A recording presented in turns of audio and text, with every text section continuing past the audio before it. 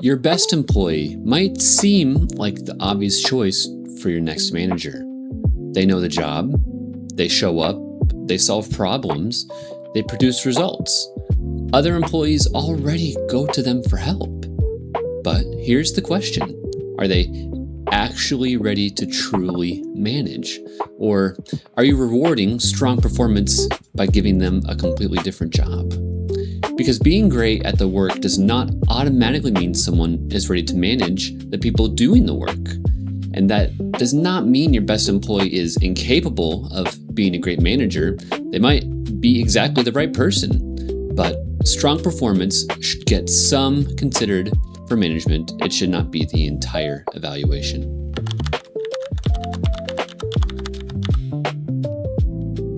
Companies usually do not promote their worst employee into management. They promote the person they trust. It is the experienced employee, the dependable employee, the person who understands the operation, rarely needs supervision, and consistently gets the job done. From the company's perspective, that decision makes sense. If someone is excellent at doing the work, they will probably be excellent at managing it. Recent Gallup data showed how common that assumption is. Among other frontline supervisors surveyed, 65% said they received their promotion because of their performance or experience in a frontline role. Only 30% said they were selected because of supervisory skills or previous supervisor experience. That does not mean companies should ignore experience or performance. Those things matter, but look at what is actually being measured. The employee proved they could perform their current job. The company then used that performance as evidence that they could succeed in a position requiring an entirely different set of skills.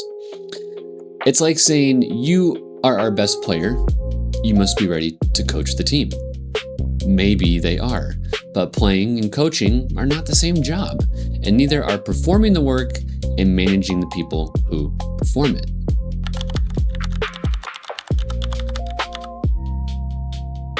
Before the promotion, the employee is largely responsible for their own performance. After the promotion, they become responsible for influencing the performance of an entire group of people.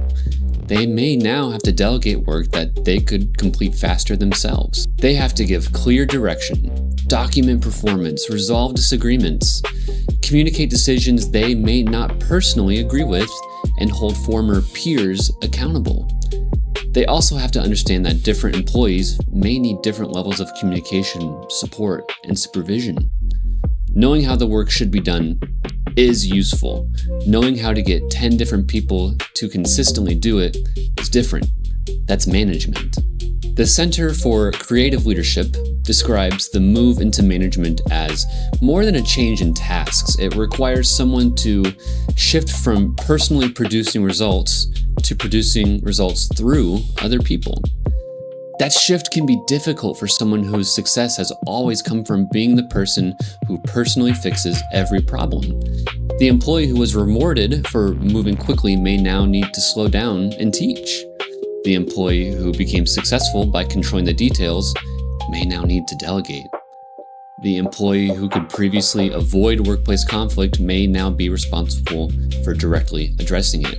And the employee who was once part of the group may now have to make the decisions that the group does not like. This is not just a bigger version of their old job. It's an entirely different job with an entirely different skill set.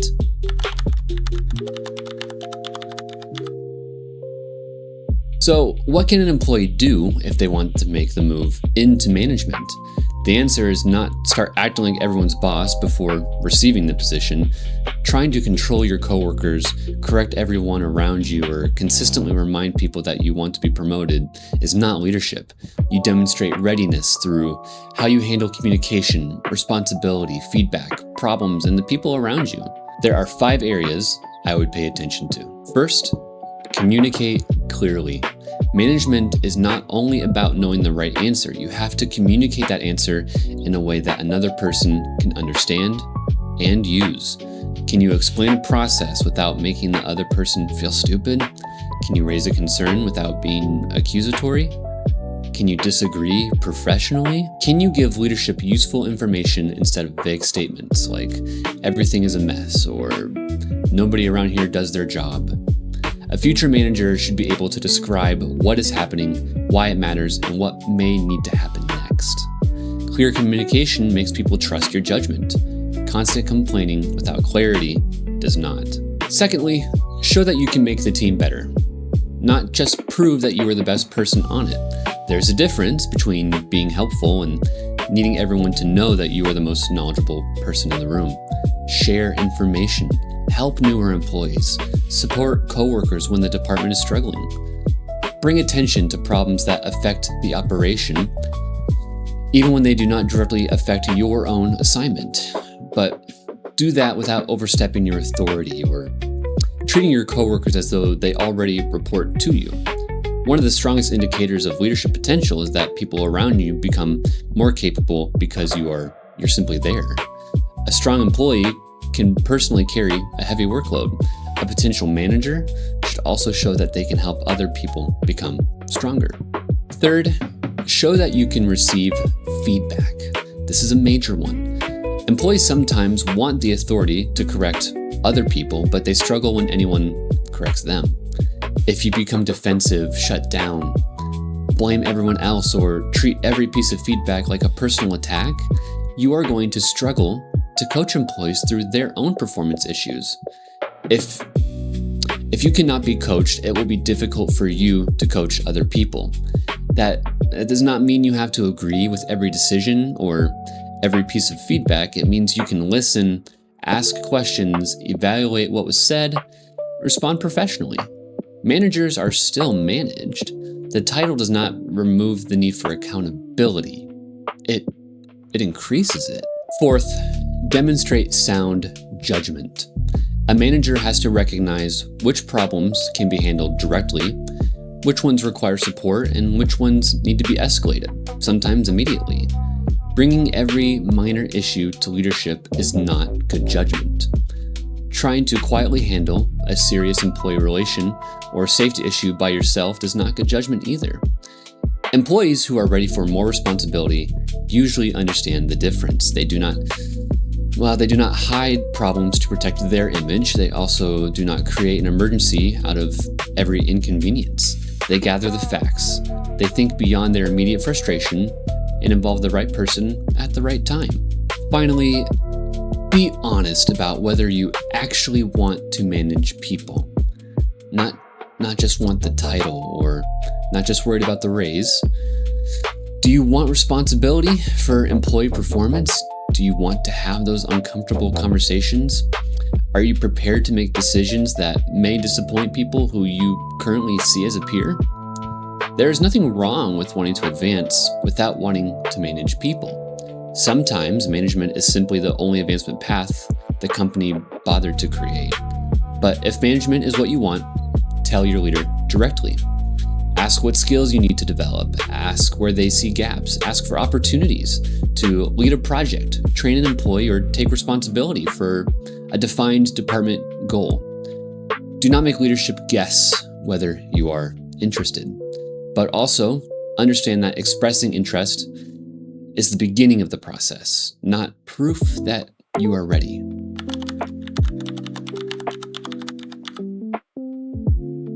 Now, leaders and managers have responsibility here too. You cannot tell employees to demonstrate leadership potential and then promote people using completely different standards. The evaluation should match what employees are being asked to demonstrate. Can they explain expectations clearly? Do they listen before responding? Can they disagree without making the conversation personal?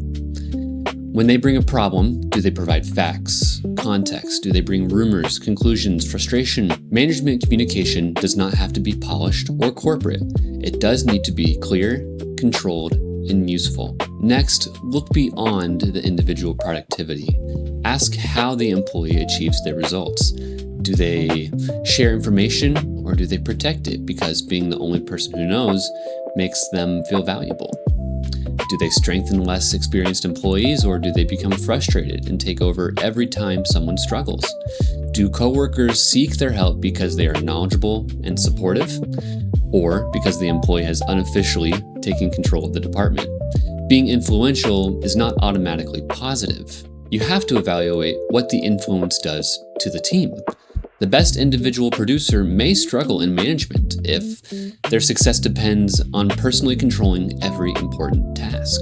Leaders should also look closely at how an employee responds to feedback. Do not assume that confidence equals readiness. Sometimes the employee who appears the most certain that they should be promoted has the least awareness of what they still need to learn. A strong management candidate does not have to be perfect. They do need to have self-awareness to recognize their own development areas. Ask them about feedback they received that was difficult to hear. Ask how they changed because of it. Ask what they believe will be the hardest thing for them to do as a manager. You are not looking for someone who claims they have no weakness. You are looking for someone who can identify a weakness without using the question as an opportunity to blame everyone else.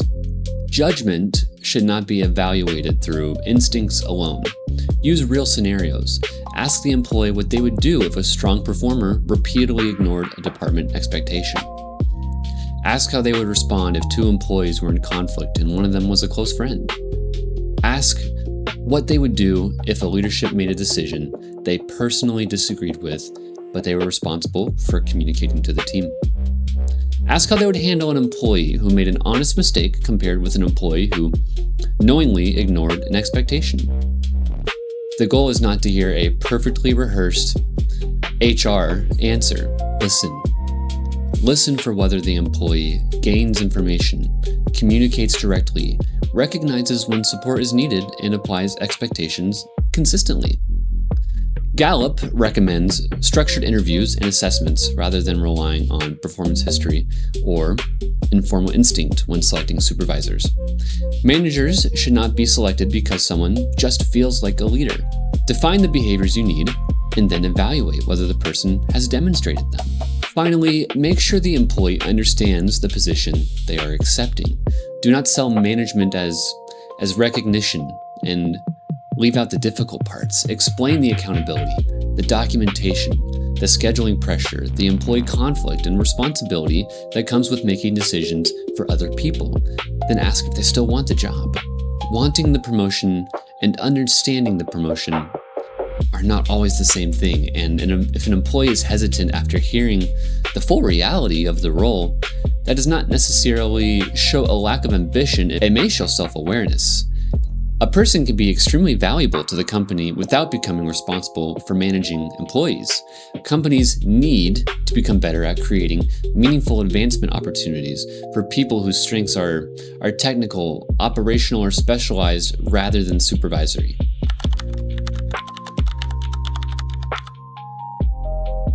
Even when the company chooses the right employee, the work is not yet finished. Choosing someone with leadership potential is not the same as receiving a finished manager. The person still needs preparation. Gallup, again, found that only 45% of the frontline supervisors it surveyed had participated in supervisor-focused training during the previous year. Nearly 1/4 said they had never received that type of training. Supervisors who had recently participated in focused training were 79% more likely to be engaged and 19% less likely to report frequent burnout. That does not mean you need an expensive corporate leadership academy before allowing anyone to supervise, but they need something. Give them a clear expectation of what success looks like. Train them on feedback, documentation, conflict, performance expectations. Let them observe difficult conversations before expecting them to conduct them alone. Give them structured check-ins the first several months. Provide someone they can contact before a manageable employee problem becomes an employee relations disaster and you need to call HR. And give potential managers opportunities to develop before a position opens. The Center for Creative Leadership's research on development emphasizes that leadership is built through a combination of challenging assignments, developmental relationships, and formal training. That means employees need more than an online course. They need actual opportunities to lead something. relationships with experienced leaders who can coach them, and training that helps them understand what they are experiencing. A small project can reveal a lot. Can they organize the work, communicate the deadlines? Can they involve other people without taking over? Those experiences allow the employee to demonstrate readiness and allow leadership to evaluate readiness using the same standard. That is much more reliable than waiting until a management position opens and asking who has been here the longest.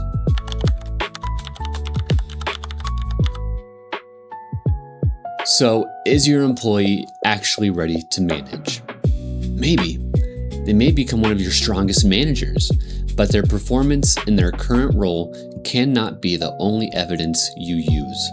Employees need to demonstrate that they can communicate clearly, improve the people around them, receive feedback, exercise judgment, and accept the actual responsibility of managing people. Leaders need to evaluate those same behaviors instead of relying on productivity, tenure, and popularity or instinct. The two sides should match. Employees should not have to guess what leadership potential looks like, and leaders should not be guessing when they decide who has it. Being good at your job should get you considered. Readiness should determine what happens next. And once someone is selected, the company still has a responsibility to prepare them for the job that they're asking them to do. Because by the time HR is being asked how to remove a struggling manager, someone should probably ask what the organization did to evaluate and prepare that person in the first place. Well, that's the HR Insight for today. If you found this useful, stick around. And if you need practical HR support for your workplace, I'll have my website linked below. I'll see you in the next one.